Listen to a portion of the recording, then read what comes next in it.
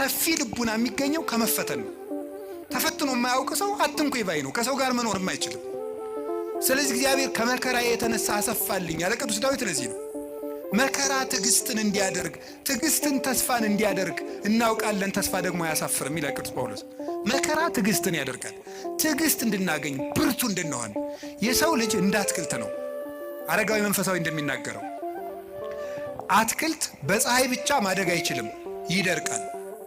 በዝናብ ብቻ ማደግ አይችልም፣ ሽባ ይሆናል። ስለዚህ ዝናቡ ያበቅልና ያሳድገዋል፣ ፀሐዩ ያበስለውና እንዲያፈራ ያደርጋል። ስለዚህ ሐሩሩን መከራ አድርጉት፣ ዝናቡን ደግሞ የእግዚአብሔርን ቸርነት አድርጉት።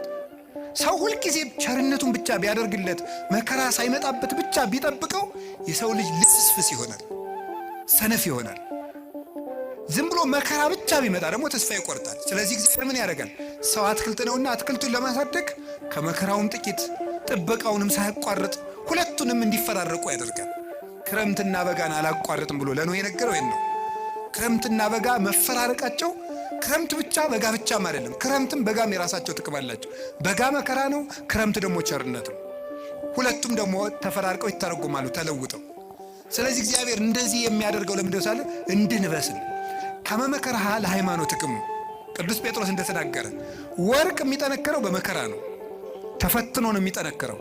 እኛም ጠንካራ ክርስቲያኖች እንድንሆን ስለሚፈልግ ክፉ ነገር ወደኛ እንዲመጣ ያደርጋል። ከቃሉ ጋር ናችሁ? እግዚአብሔር ከሁላችን ጋር ይሁን። ገበሬ እንዴት እርሻ እንደሚያስለምዱ ብታውቁ ተመስገን ነው። እኔ ገጠር ስላደኩኝ አባቶች ልጁን ቁጥቋጦ ለማስተማር አጣጥ አጋም የሚባል እሾህ አለ። እጁን ያስጨብጠዋል። እሾሁን ነው የሚያስጨብጠው እኮ ያዘው ይለዋል። ከዚህ በኋላ ምን ይሆናል? መጨረሻ ላይ በቃ ምንም ነገር እልፍ የማይበሳው ይኖረዋል ማለት ነው። ወታደሮችን እንዴት እንደሚያሰለጥኗቸው ታውቃላችሁ አይደል? የታየው መጽሐፍ ቅዱስ ነግሮኝ ነው እንጂ እኔ ወታደር አላየውም። ክርስትና ከተመሰለባቸው ምክንያቶች አንዱ ምንድነው? ወታደርነት፣ ውትድርና ነው፣ አርበኝነት ነው ያን የወከለው። ስለዚህ ለፍቶ ውሃ ጥሙን ችሎ ሩጦ ተሸክሞ እየሮጠ ተራራ እየወጣ ቁልቁለት እየወረደ በበረዶ እየረጠ በፀሐዩ እየሮጠ ነው የሚለምደው።